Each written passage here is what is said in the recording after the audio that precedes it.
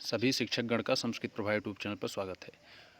माध्यमिक शिक्षा सेवा चयन बोर्ड प्रयागराज 23/9/2020 को साक्षात्कार में जो पूछे गए प्रश्न हैं उनको आज इस वीडियो के माध्यम से आप तक प्रेषित कर रहे हैं। टीजीटी संस्कृत विषय में जो भी प्रश्न पूछे जा रहे हैं बिल्कुल एक सिस्टमेटिक तरीके से पूछे जा रहे हैं। आप भी उसी तरीके से तैयारी करके जाएं और आपका भी साक्षात्कार बिल्कुल अच्छा जाएगा। चलिए देखते हैं।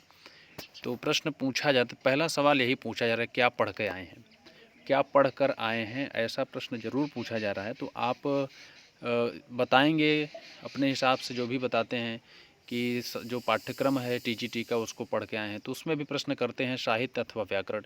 आपसे साहित्य से पूछे हुए कि व्याकरण से पूछे।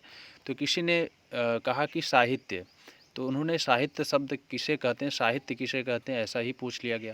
तो साहित्य और साथ में साहित्य शब्द कैसे बना है, तो ऐसा प्रश्न पूछा जा रहा है। कोई श्लोक सुनाइए, ऐसा भी कह रहे हैं, और साथ ही साथ किसी ग्रंथ का नाम ले रहे हैं।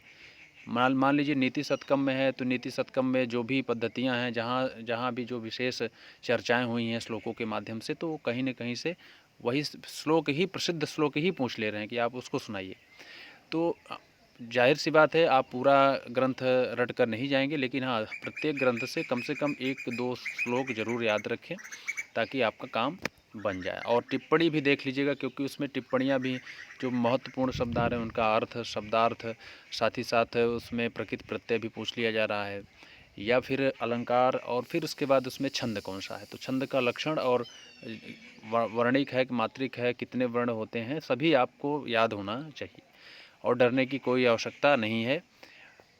अब देखिए, किसी से पूछा गया था कोई श्लोक सुनाइए, तो साथ ही साथ उन्होंने मंगलाचरण सुना दिया विज्ञान शाकुंतलम का। तो उसमें अष्टमूर्ति, जी हाँ, यहाँ जो 5 अवतार हैं, रुद्रावतार, भगवान के 11 अवतार भगवान कृष्ण, भगवान शंकर ने लिया था। तो उस ओर चले गए विद्वान, मतलब एक तरीके से पौराणिक कथा की ओर चले गए कि भगवान शंकर के 5 अवतार नाम बताइए। इनको वही अष्टमूर्ति याद आया। यद्यप अष्टमूर्ति क्रम से याद कर लीजिएगा। अष्टमूर्ति में अष्टमूर्ति कौन कौन सा क्रम है, क्रम से, सीरियल से, पहली मूर्ति क्या है, पहला अवतार क्या है ना। इस प्रकार से जो मंगलाचरण में अष्टमूर्ति भगवान शंकर की स्तुति हुई है, तो उसमें आप दिग्भ्रमित नहीं होइएगा, क्रम से याद कर लीजिएगा। साथ ही साथ उसमें विशेष शब्द हैं, सृष्टि और सृष्टु में अंतर, और सृष्टि शब्द कैसे बना है, सृष्टु कैसे बना है, ऐसा प्रश्न इनसे पूछा गया।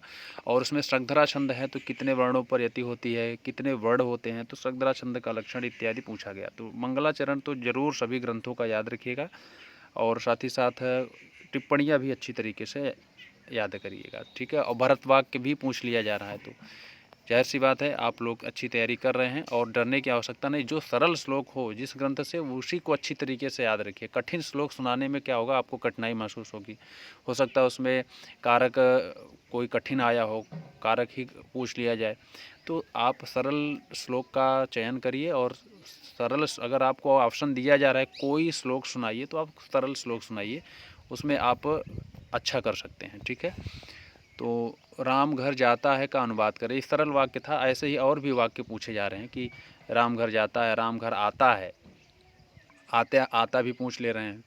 तो कर, लकार भी अच्छी तरीके से याद रखिएगा, कितने लकार हैं और कौन सा लकार किस अर्थों में प्रयुक्त होता है।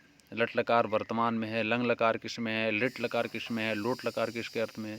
साथ ही साथ जो प्रसिद्ध धातुएं हैं, जैसे आप गम धातु का, लब धातु का, और पिब धातु का, जो भी धातुएं हैं, जो सरल जो धातुएं हैं पाठ्यक्रम में हैं, आप वहाँ से उसको अच्छी तरीके से याद कर लीजिएगा। और साथ ही साथ जब कोई श्लोक सुनाइएगा जिस श्लोक में कोई धातु आती है, क्रिया आती है, तो उसको भी आप एक बार देख लीजिए। कम से कम लट लकार, लोट लकार, लंग लकार जरूर देख लीजिए।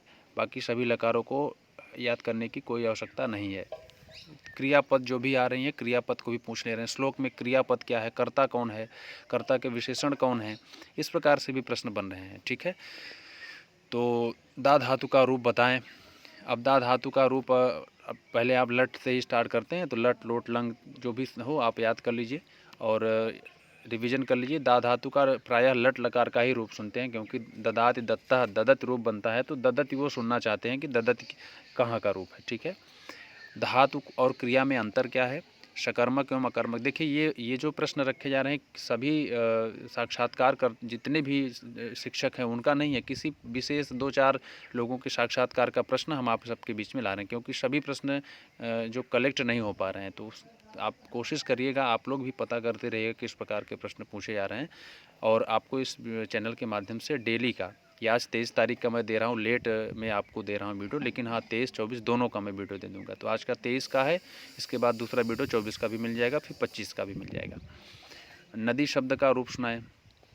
इसी प्रकार से आपसे जो प्रसिद्ध आपके पाठ्यक्रम में जो शब्द रूप हैं उनको देख लीजिएगा, साथ ही साथ आप कोई श्लोक है, श्लोक में कोई शब्द विशेष आ रहा है जो प्रसिद्ध है, उसका भी आपसे रूप पूछा जा सकता है। तो कम से कम प्रथमा द्वितीया तृतीया तक तो आपको याद ही होना चाहिए, और हो सकता है ऐसे शब्द दिया रहेगा और पूछ लेगा किस विभक्ति का है और किस वचन का रूप है, ठीक है। और साथ ही साथ आप देखिए कोई भी श्लोक सुनाइएगा, या सॉरी कोई भी शब्द रूप सुनाइएगा, तो आपको पहले प्रथमा एक एक वचन में नहीं सुनाना है कि प्रथमा एक वचन, द्वितीया एक वचन, तृतीया एक वचन, ऐसे नहीं सुना। आपको रामः रामौ रामाः रामम रामौ रामान, ये सीरियल से ही सुनाइएगा।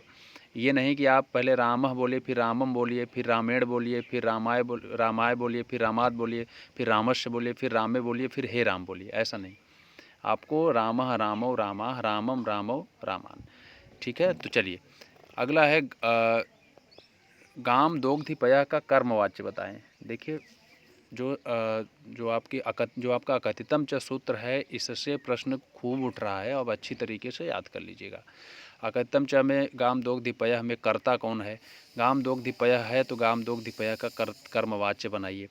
ऐसे ही और भी उदाहरण हैं जिनके कर्मवाच्य पूछे जा सकते हैं, इसलिए आप सब अच्छी तरीके से अकथितम च सूत्र, क्योंकि द्वितीय विभक्ति का बहुत ही प्रसिद्ध है, तो वहाँ से आपसे पूछा जा सकता है। अकथितम च सूत्र जो है गौड़ कर्म प्रधान कर्म क्या है। फिर यह भी पूछा जा सकता है कि आपसे कर्मवाच्य भी पूछा जा सकता है, थोड़ा सा हल्का सा टेक्निकल है, इसलिए आप लोग अच्छी तरीके से देख लीजिए। ऋजंत एवं अड़िजंत में अंतर क्या है। देखिए अड़िजंतावस्था कारक में आया हुआ है, वहाँ पर सामान्य दशा का कर्ता जो अड़िजंतावस्था में क्या हो जाता है, इस प्रकार से आप वहाँ टेक्निकल कारक में आप देख सकते हैं। द्वितीय विभक्ति का जो प्रसंग है वहाँ से आप देख सकते हैं।